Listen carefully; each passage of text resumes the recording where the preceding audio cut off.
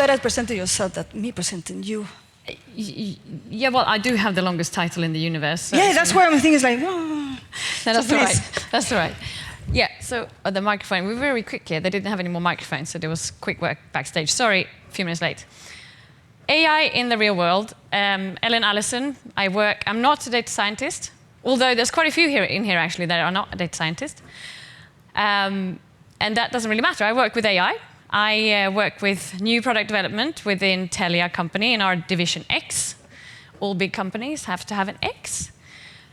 And in there, yeah, I work within our division called Data Insights. So basically monetizing on data, looking what we're going to do in the future based on data. So I love data.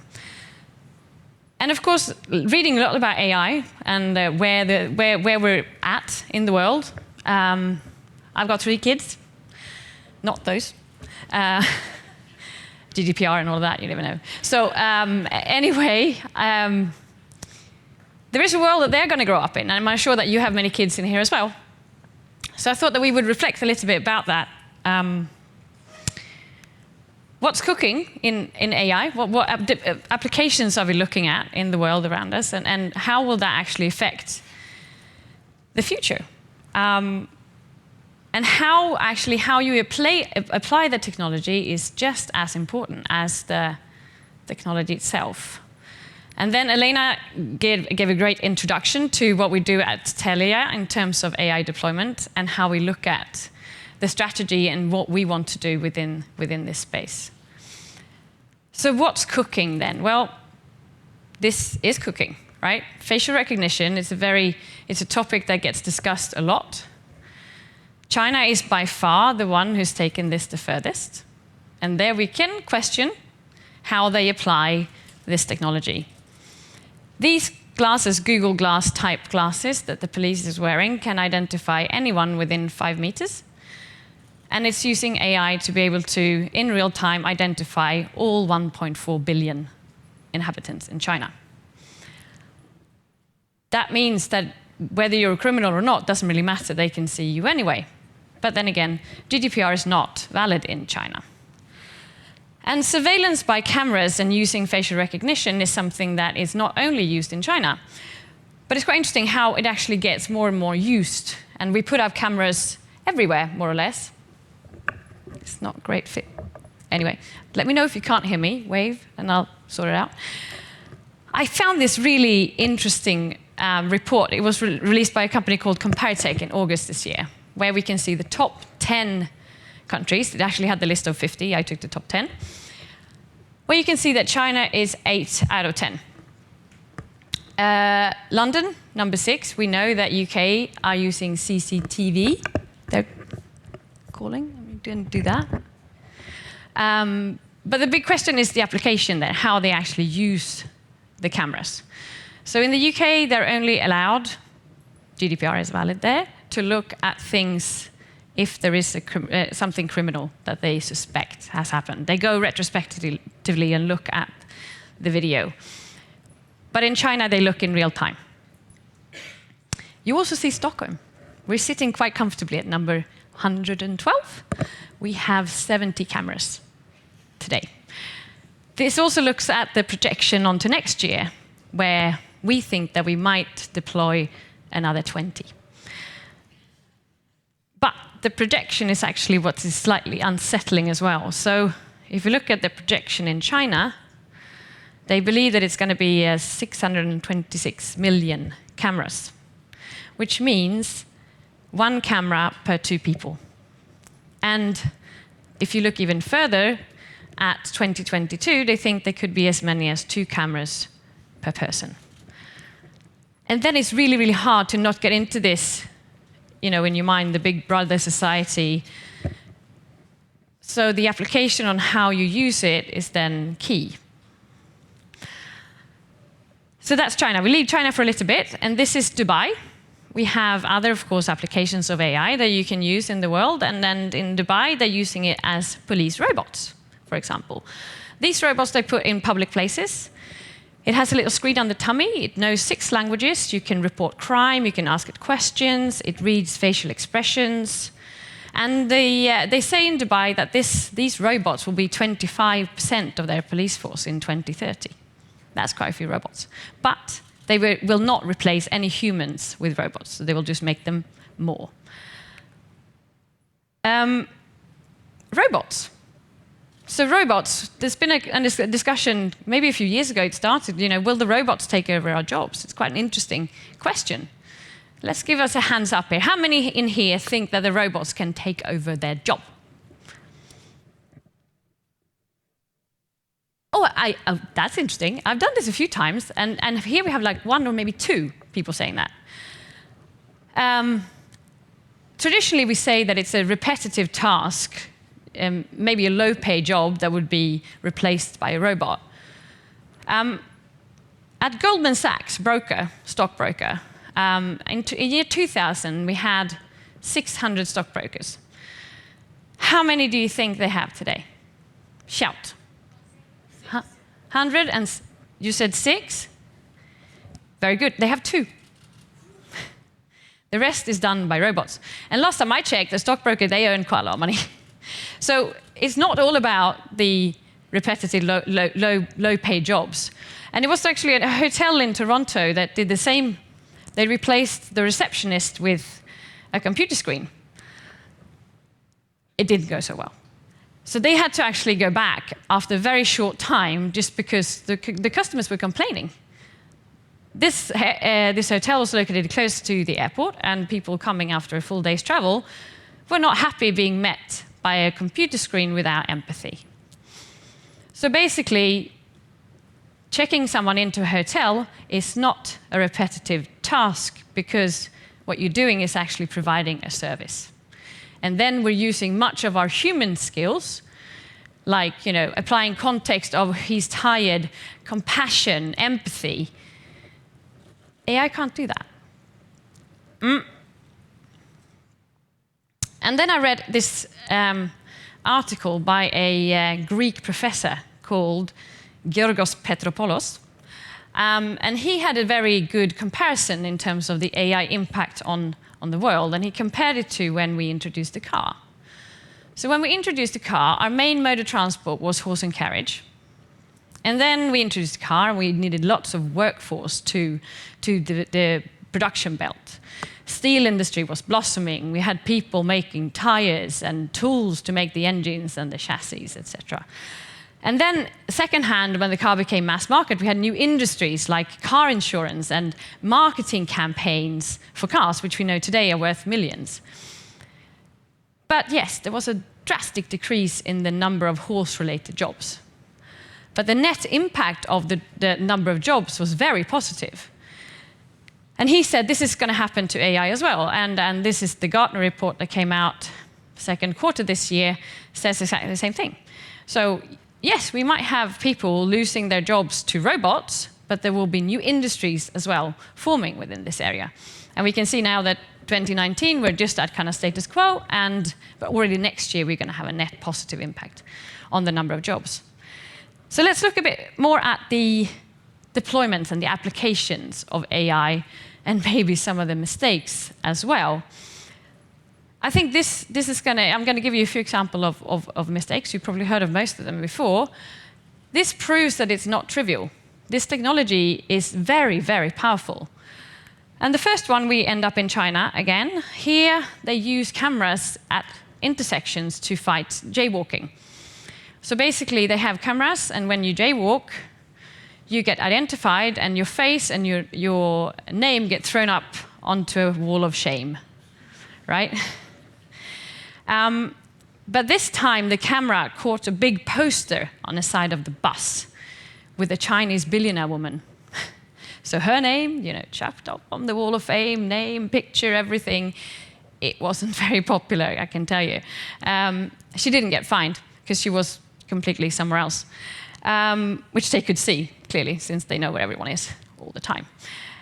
Anyway, and the other example is actually super, super sad. This is about the Uber self-driving car in the US that decided to ignore the sensors saying that it was a pedestrian.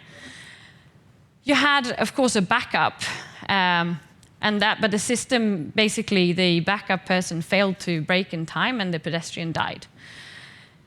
It's not trivial what we do, and we need to make sure that we put in the safeguards when we have this, when we do deployments. This one we didn't speak about, but we did speak about it in the panel, was just no one actually said anything, is the Amazon hiring tool. This, many of you probably heard about, that they had a hiring tool, a recruitment tool that they used internally, which favored men for the more senior positions, actually discarded female applicants. And that's because this, of course, model, again, there was nothing wrong with the algorithm, except for it was trained with data from a decade of recruitments that were done at Amazon. And that data was biased. And then, of course, the worry with an algorithm is that the damage can be exponential when you do these kind of things, because the enormous amount of data that the algorithm is producing. So it isn't trivial. And we know, actually, in terms of these things, this was unintentional and it's taken out of use. And we have both Microsoft and IBM and Google and Facebook and everyone working on how do we actually remove bias and discrimination within AI models.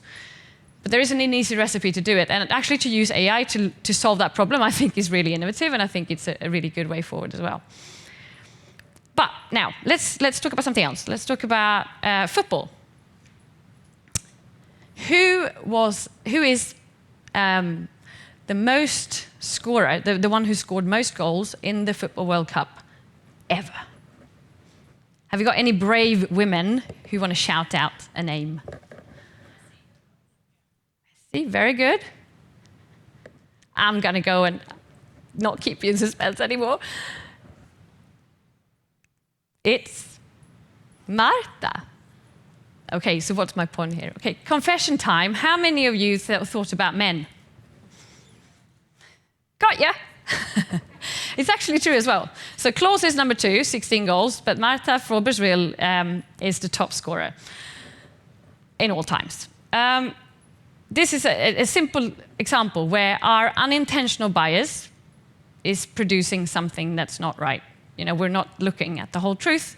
We don't do it on purpose, but it's something that's built into us. And again, if I was a programmer and I was doing a model, that's what's going to happen. So we need to be aware of this. And as I said before, we have a fairly good diversity in our own data science team, but we might not always have that. So in Telia, what we do is, Elena touched about this as well, is we've created this framework where our goal is to go through all these boxes as an iterative process through when we develop AI for external and internal purposes at Telia. And that's just because we want to see, you know, what pitfalls might we fall into. If it is a male data scientist who's done a model, can we catch whatever output's coming out? If we do all these in an iterative process, we will catch that bias anyway before we release it to market. We want to try and demystify AI. I think that lots of our customers, we say AI and they understand it's a buzzword, but they don't understand anything else. And I mean, it's easy to say that we're going to be transparent and explainable. Yeah, okay, and then I have a customer who asked, you know, why did the output become this? And I have a neural network, I put something in and I get something out. It's not trivial how I'm going to explain to that customer what happened in the middle. Because basically we have like a human brain on steroids, right? Really hard to explain, but we're trying. And as Elena also touched upon, we're working with the AI Sustainability Center here in Stockholm just to set the framework on what type of questions do we need to ask. We have in that center access to human rights experts. We have lawyers. We have a male and female. I mean, it's a big bunch of people going through these questions.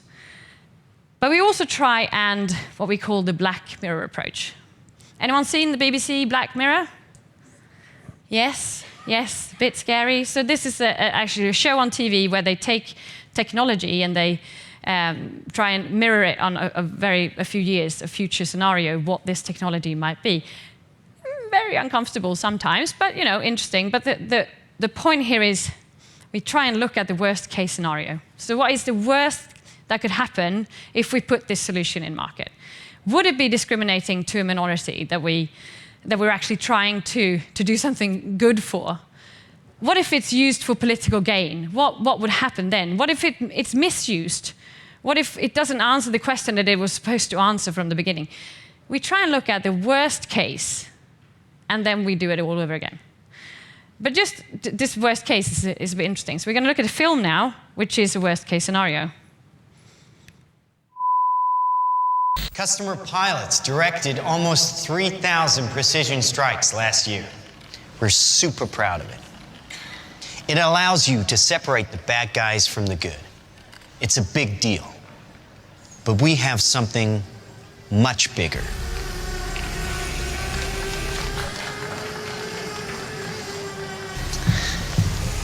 Your kids probably have one of these, right? Not quite. Hell of a pilot? No. That skill is all AI. It's flying itself. Its processor can react 100 times faster than a human. The stochastic motion is an anti-sniper feature.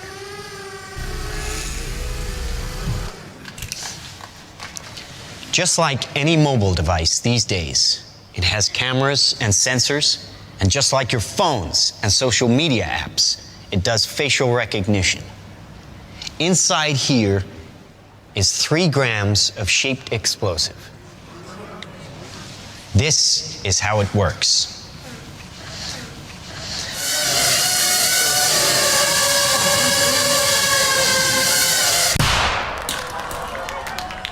Did you see that?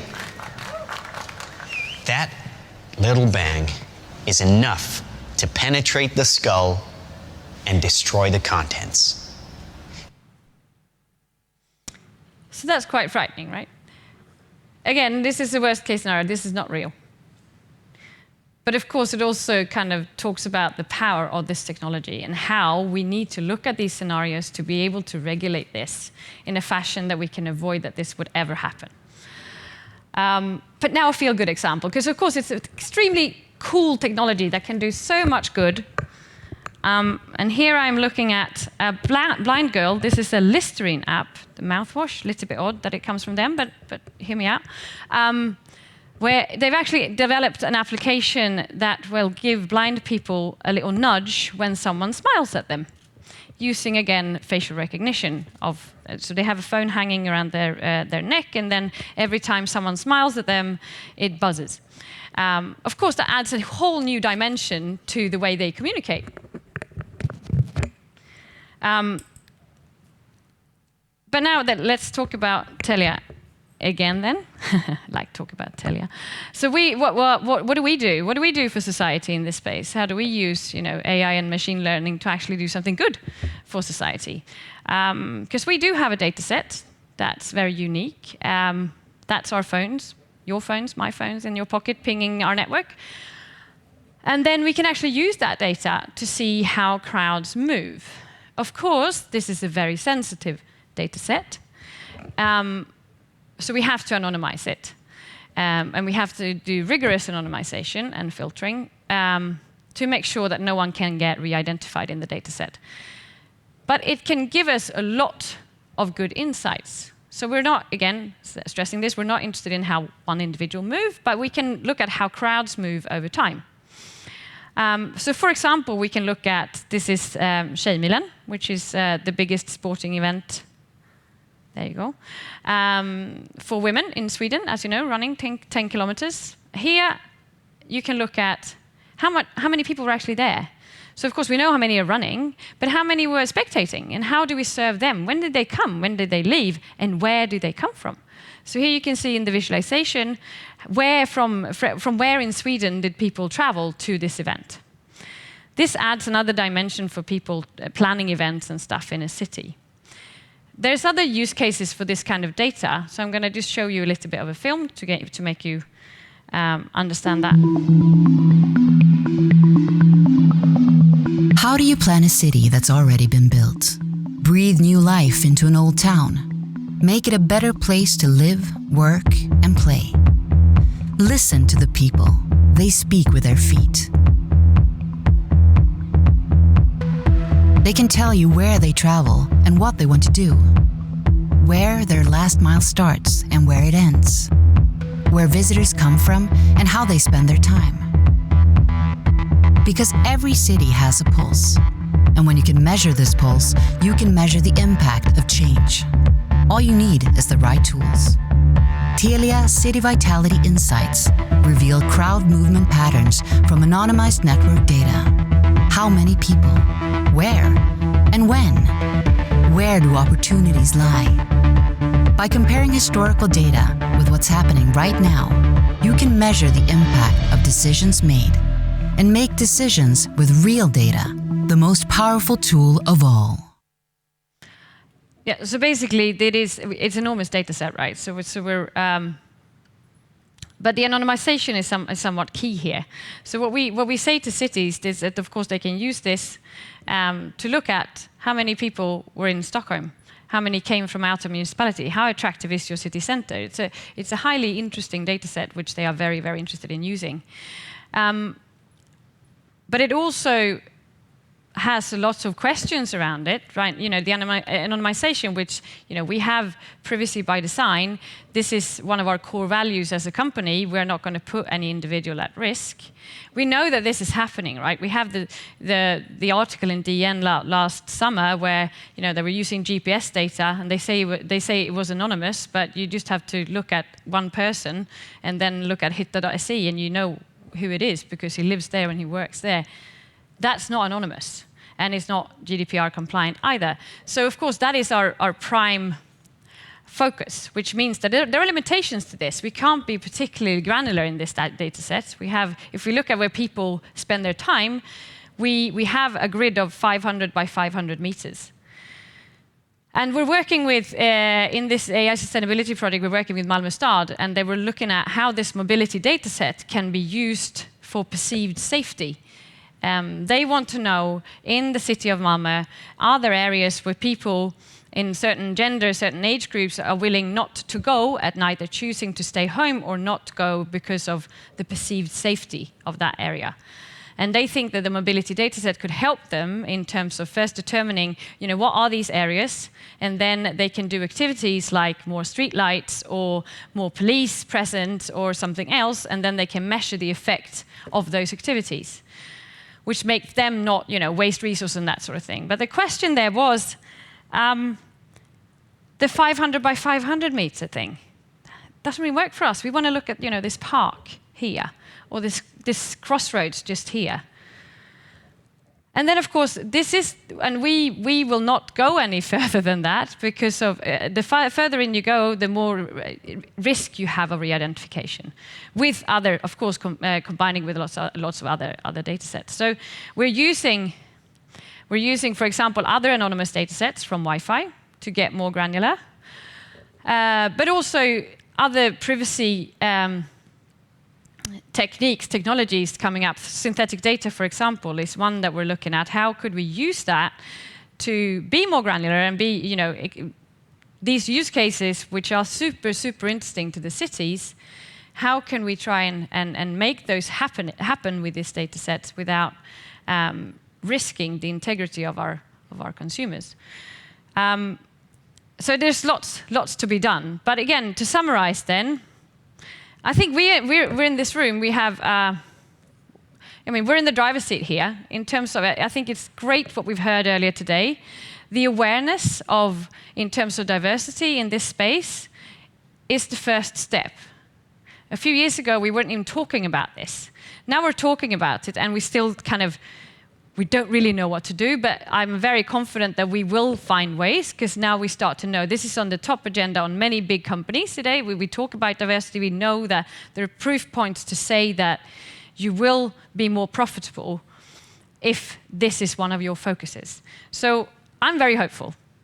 And in terms of AI deployments, I say ethics and core values has to be at the center of your development. And it's not something that you do, you deploy your algorithm and then it's a tick in the box and it's done. We all know this, then the data changes and we have to do it all over again. It's an iterative process that we have to revisit constantly.